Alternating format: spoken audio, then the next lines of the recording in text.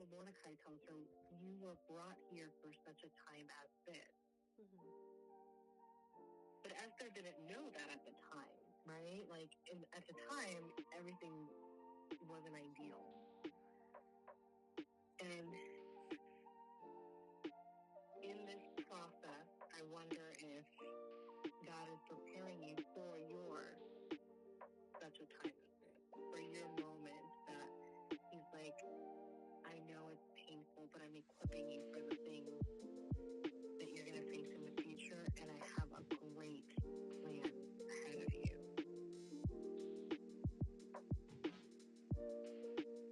It's hard to believe that, right? Thankfully, regardless of what we believe, it doesn't necessarily change the truth and what God has in store for us.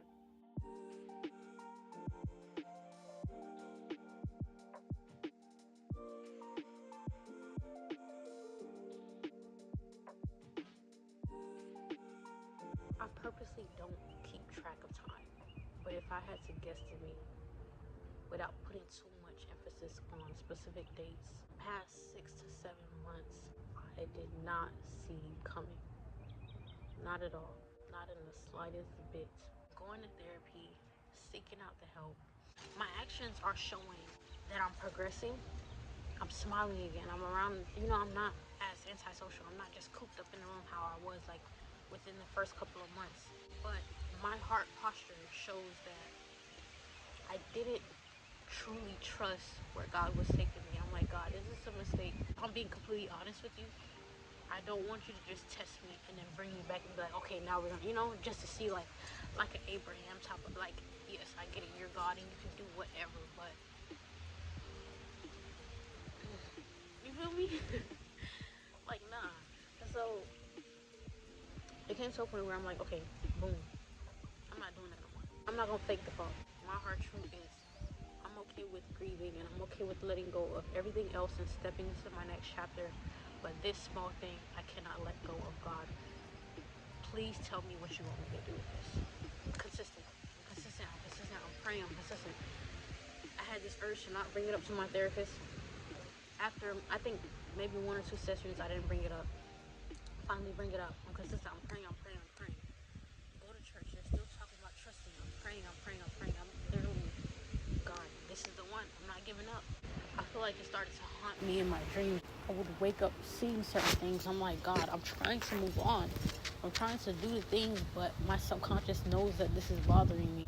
I'm like, okay, if God is telling me walk away and leave things as is, just keep going in the direction that I put you. If God is truly good and He's truly sovereign, I'm led to ask the questions, God, why doesn't this feel good? Why am I not able to see your goodness? I add that in my prayer. And at first I'm like, okay, it's a matter of faith. I don't always have to see it to believe, But at the same time, I'm like, nah, God, I kind of want you to shift my mind, renew my thoughts. Don't want to think that God is the one that's in the wrong. It's me. I want to see that I am wrong. Stupid enough, I did something that I know I shouldn't have, but I put myself in a position where I knew my feelings would be hurt, so I kind of seeked out certain information. I didn't know what I was going to find, but I knew it wasn't going to be good. So I'm like, okay, let me go there, and then maybe that'll help me to see God's goodness. Thank God that we do stupid things, but God is able to turn it around for our good. I texted my therapist, and I'm like, okay, I already know I'm going to have a hard week. Just giving you a heads up. This is what I did. I don't remember when I did this, but the past couple of days, overwhelming, crying. And it's not a sadness. It's more so, bro, look at my Snap memories, and they pop up like every day. And I look at where I was last year today, when I prayed for journals, fasting, when I was around certain people. I'm like, God, help me to be close to you. Because around this time is when things kind of started going down. All of these things that happened, God orchestrated. God already started working on the moving process of where I would be living. God had today in mind. And He knows today my faith is stronger than it was last year. He knows today I'm surrounded by people that value my soul, to really come to an understanding that I serve a God that hears my prayers even when I just speak them and go about my life. To know that I serve a God that can speak back to me, to where I ask God, help me to redirect my thoughts and help me to see certain things. He unblinds me. God, I'm no better than nobody. Yes, I was seeking God, but if I'm being honest, I was comfortable in my filthy lifestyle. I was comfortable with people around me that were complacent. I was comfortable with my fleshly desires. Yes, I was praying the prayers, but my actions didn't prove it not one bit that I really wanted to be closer to God, until God took certain things from me that I felt like I couldn't live without. And trust me, I've lived a life without God. I know how it is. There's no comfort in that life. You just chase and chase and chase and chase. And when I tell y'all, I do not deserve to be where I am now. To actually understand what it means, God's goodness, it doesn't mean bliss. It doesn't mean a life free from suffering. It doesn't mean riches. It doesn't mean carefree. It doesn't mean people kissing up to me, I'm around. You know, the blessings that I had in mind are different from the blessings that God had in store for me. I don't really like the coming on camera, crying and all that stuff, putting on the show, but I do look back at my own visual diary, and I like to look back and see where God has brought me, and also to remind myself that his hand is not short. It's not like, okay, I can give you this much, but I can't take you here. No.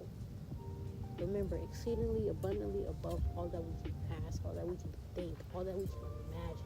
God doesn't give it to me. It should give me a sense of peace. It should give me a sense of calm. Just off of the strength of how I love you, I'm going to take you this way. I'm going to have you go through that valley just so, let's work on your faith a little bit. Just work on the way that you see me. Because that is more important than building whatever that we want on this earth.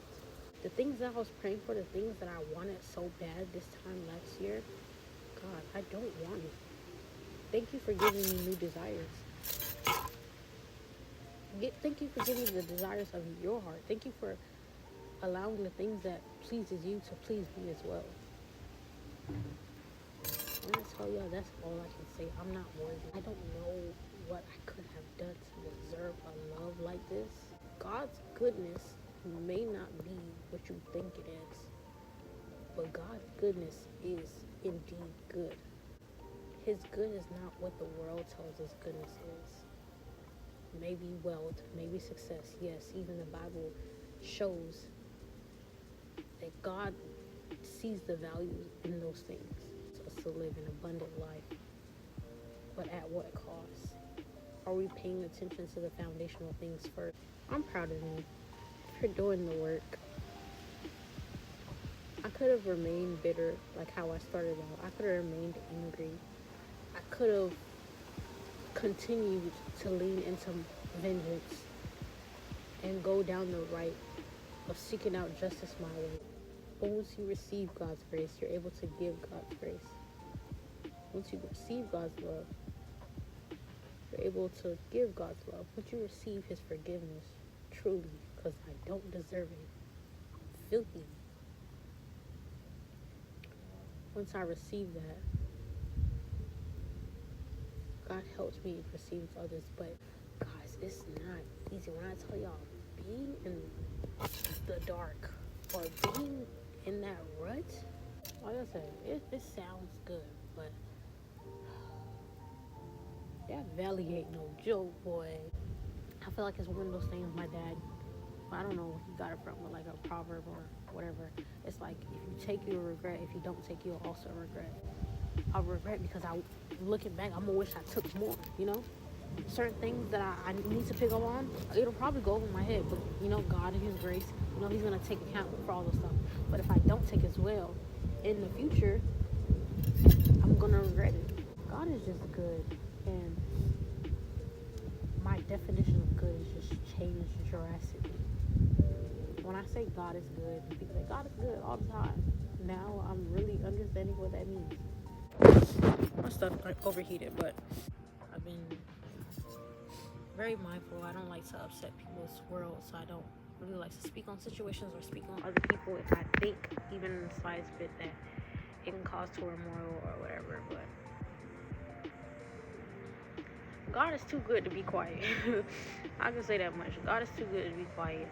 If I at least say this much, it's the questions. Don't believe the people that tell you, don't question God. Question, question certain things.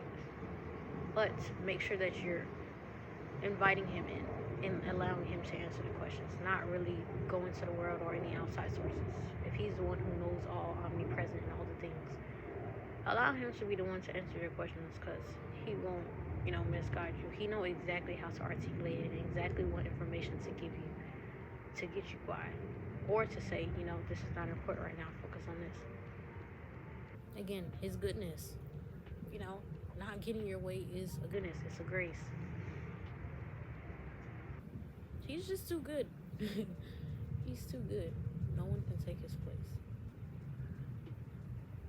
even if they try. But yeah, y'all, I'm done.